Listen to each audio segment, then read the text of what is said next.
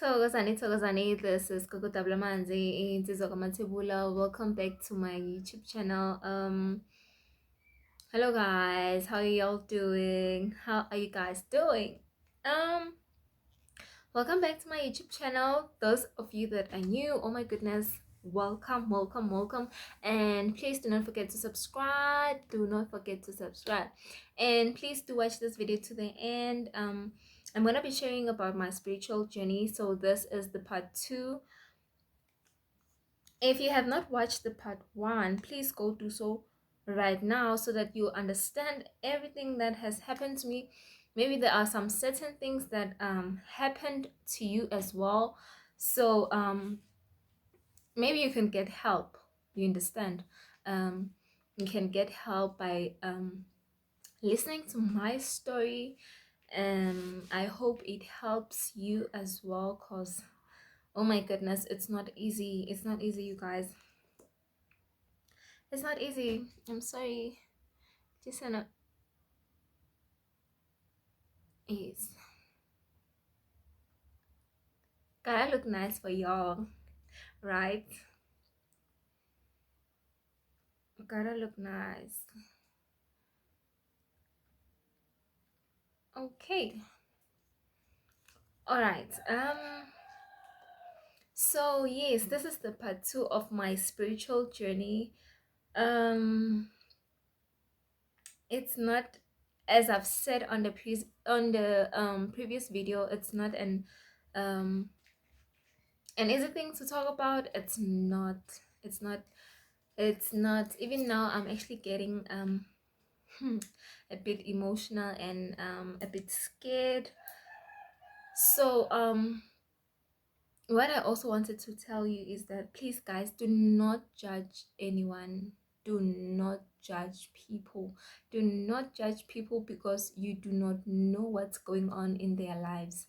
And most of them, you find out that they have this spiritual calling, and they do not understand it. So some get I don't know, what can I say, they get depressed.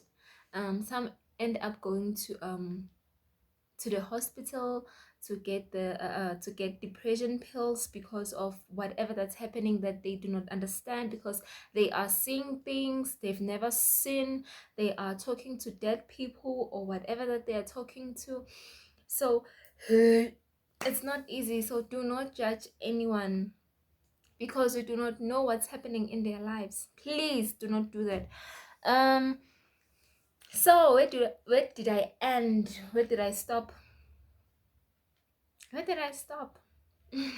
I'm just playing. So as I was saying that okay, at home I grew up partnering. We I grew up in a household that my mom, for one, was she was a spiritual person, a prayer warrior. She prayed a lot. She also had this gifts that I have. She prayed a lot. She used to fast. She would go to the mountain alone. Mind you, by that time I was still young. She would go to the mountain to sleep there for about like 7 days or so, maybe sometimes 2 weeks. It wasn't easy because sometimes she would go and then I'll wake up alone in the bed and be like, where's my mom? Where's my mom? And then you find out that she did not tell me anything. Plus I was young, I wouldn't even understand that. What are you going to pray on the mountain for? You understand? So my mom was a spiritual person.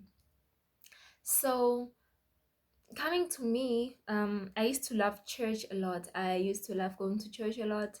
I would go with my mom, with my grandmother, and my grandma, my grandma used to love take me to church. She would not leave me behind. So she's one of those other people that loved me a lot. So It was not easy, you guys. It was not easy. I used to love church, and then I used to love singing, and I remember I used to get born again every Sunday.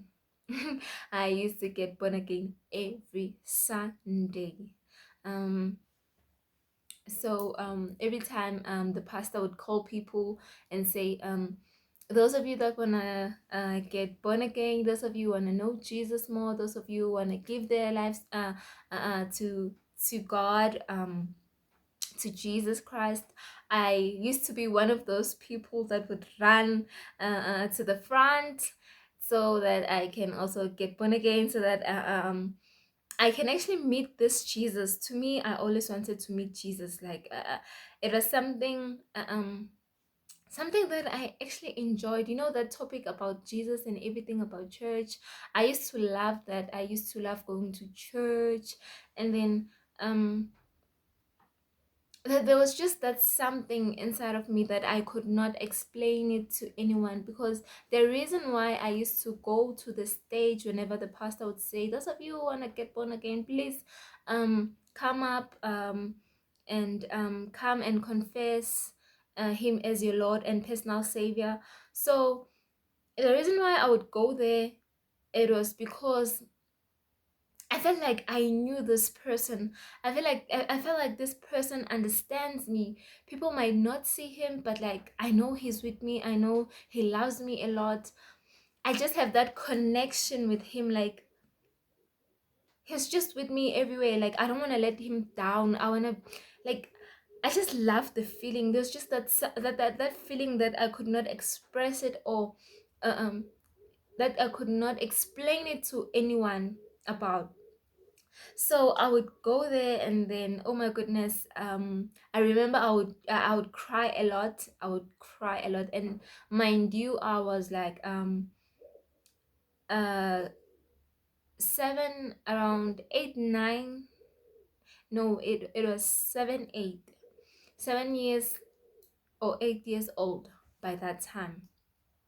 So it was something personal to me. Like I used to feel this thing that I do not understand where it comes from. Like I used to feel so emotional. I used to feel whenever they would say Jesus Christ, or let's start praying, they would just like, there was just that something, you know, when the Holy Ghost comes upon you, like everything changes. You become emotional, you want to cry, or you do cry, you want to scream, and all in once. You feel happy, um you feel amazing. Like I don't even know how to say it, you guys. So that was my that was my experience. It was my experience. So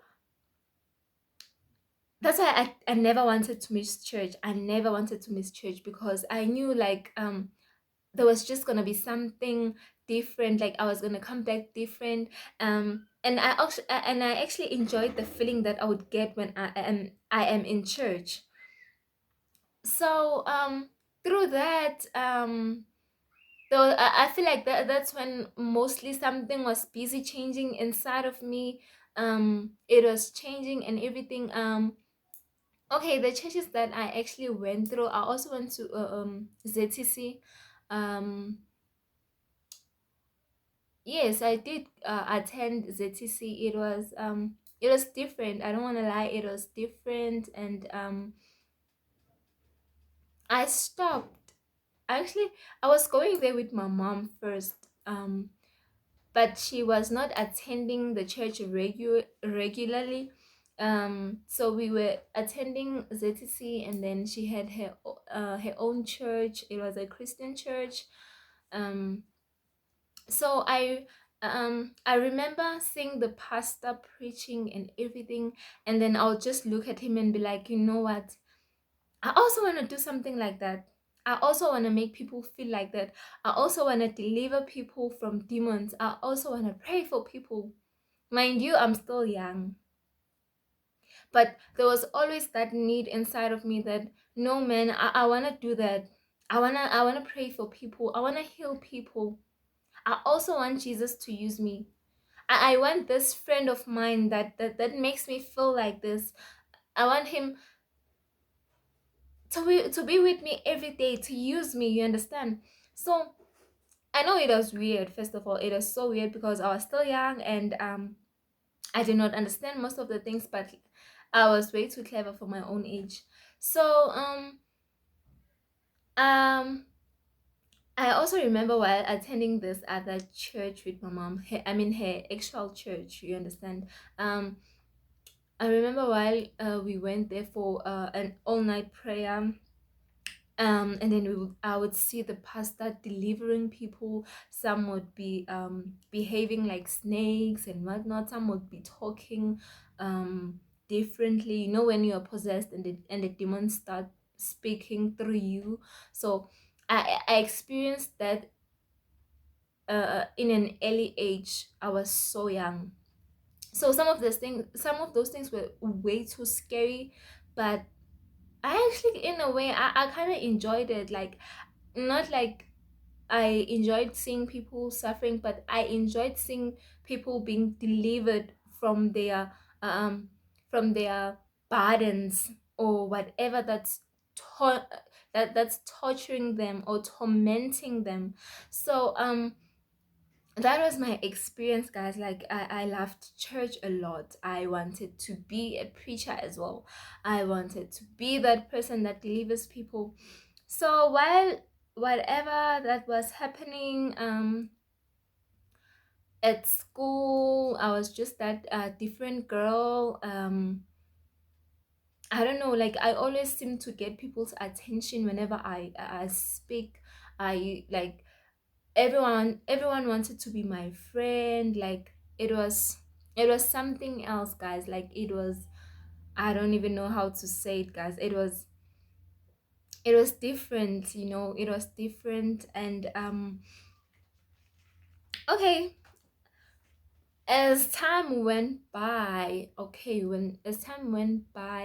um my okay, before my mom passed away, including the church thing and everything, my mom used to wake me up every single day, 12, 2, 3, 4.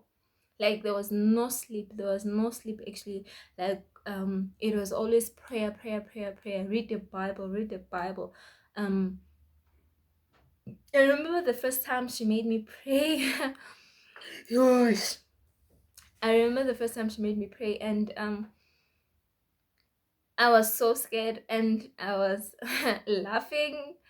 I'm like, me praying? No, it's like, whenever I'm with her, like, I usually pray inside my heart. Like, I always actually prayed inside my heart.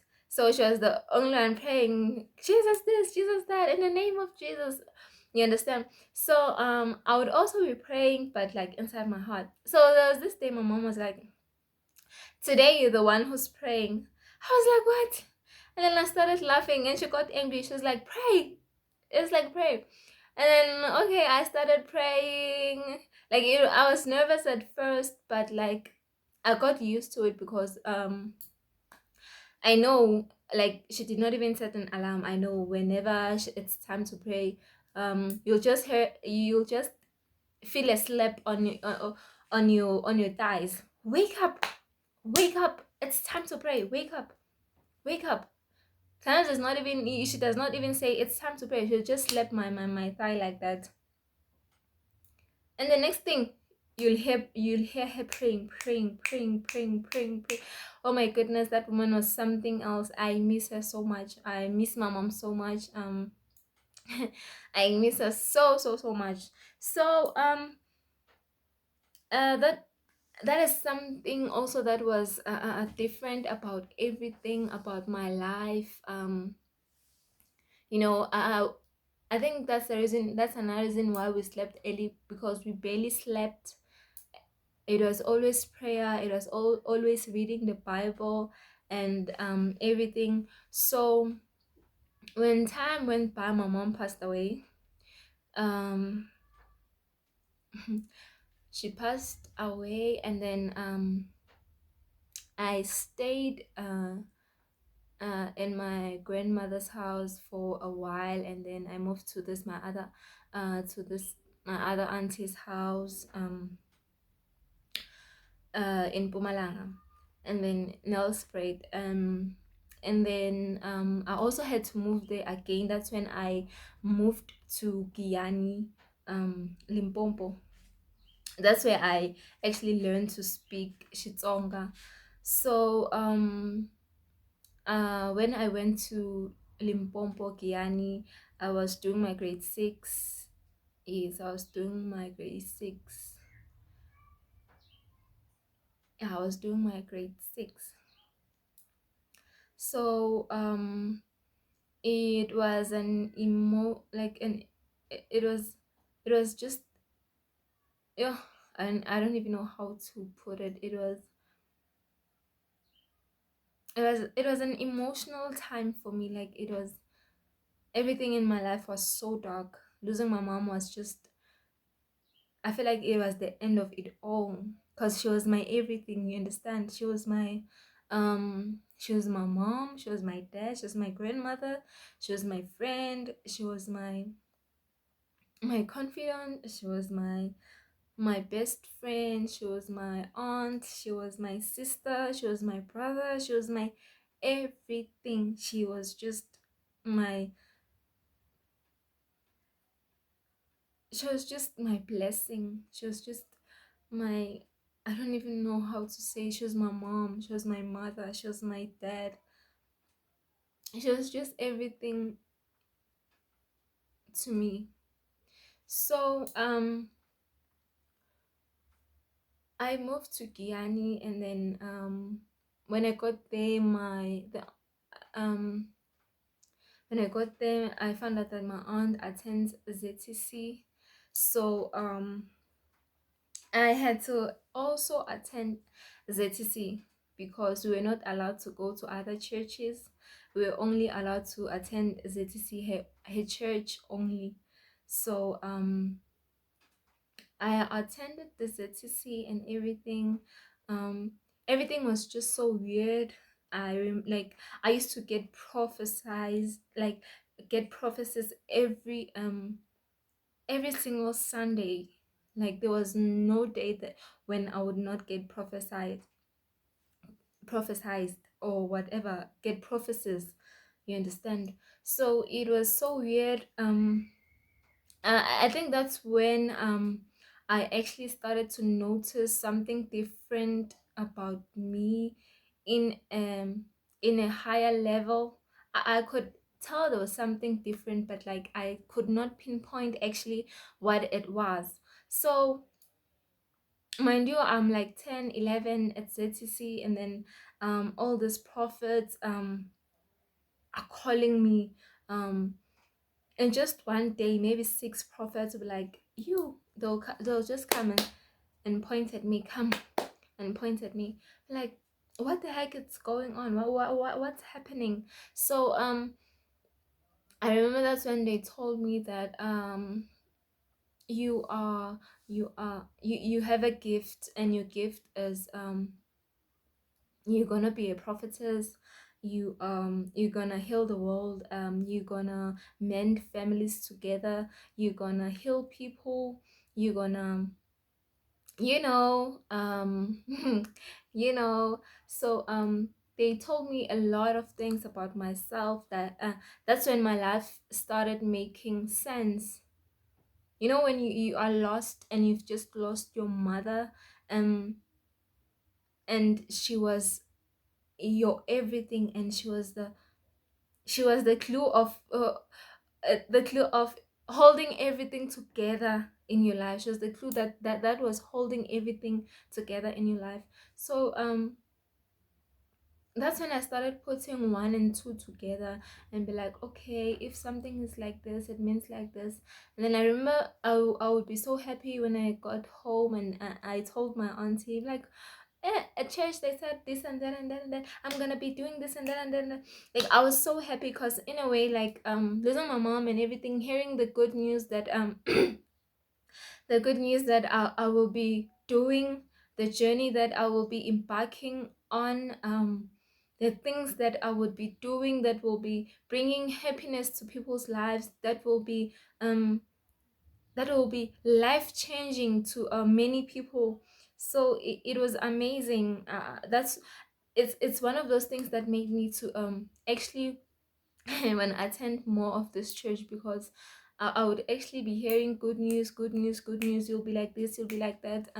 Your future is so bright. Your future is like this, like that, like that.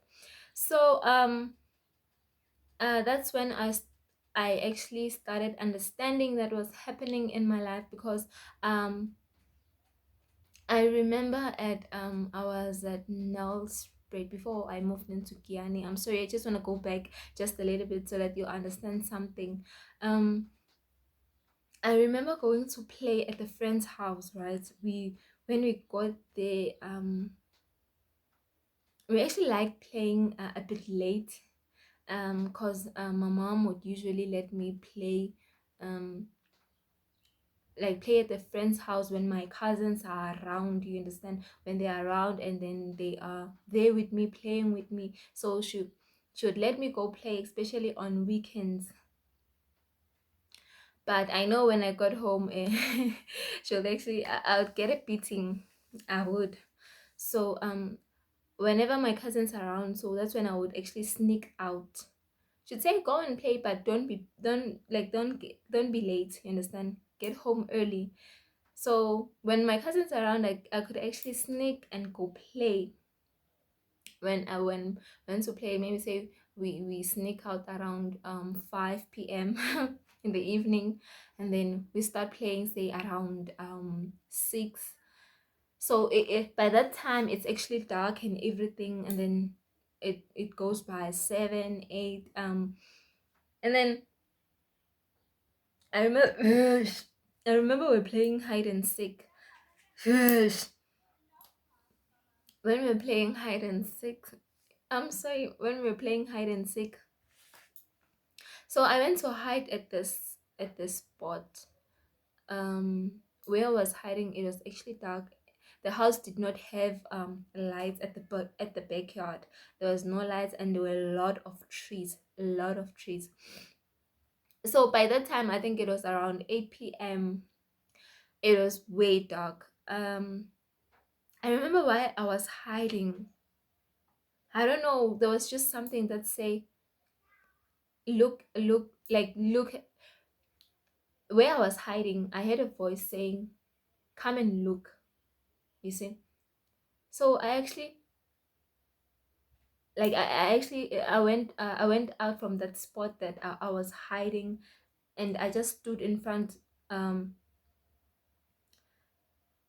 I don't know if it. What was that? Okay. Um, it was actually a yard, but okay. So like while I was hiding, I heard a voice saying, "Come and see." So I went out from my hiding spot, and then when I came out, just like that, while you are hiding from a certain corner, and then you hear something that says, "Come and see." And then you're wondering, what should I come and see? Like, why should I come out? But that other voice, like, you should go. So I actually listened to that voice, and then I went out. While I was going out to see, there was this, I don't know if it was a human being or what, but like it was a man. It was a man that was glowing, that was full of tattoos, but like not normal tattoos, like tattoos that are written in different, like he had different symbols on him, but like those tattoos were glowing. Um, some were scary, some were just like interesting to see, like what is that, like I couldn't see him on the face. When you're looking at someone and he's blurry on the eyes, but like you can see everything. He did not have hair.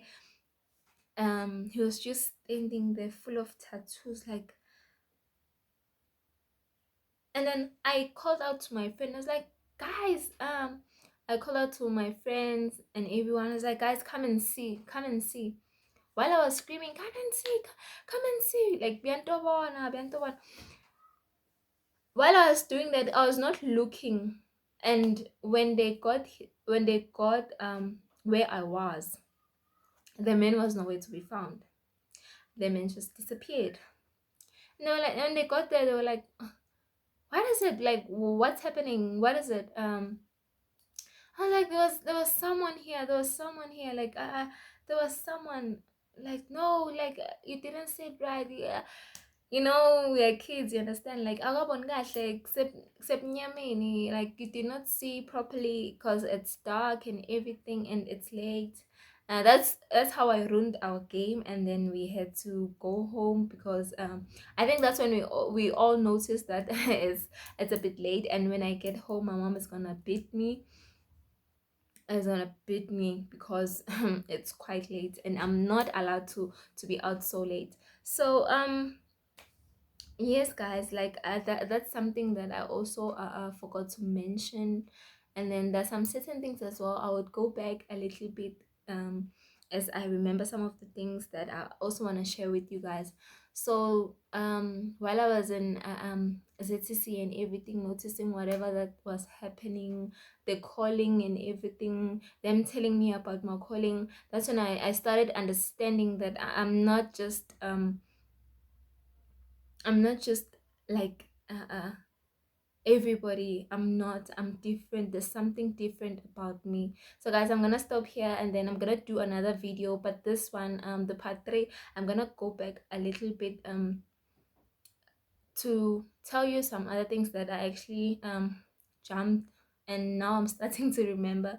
So this is Kokota Blamanzi into Stay blessed.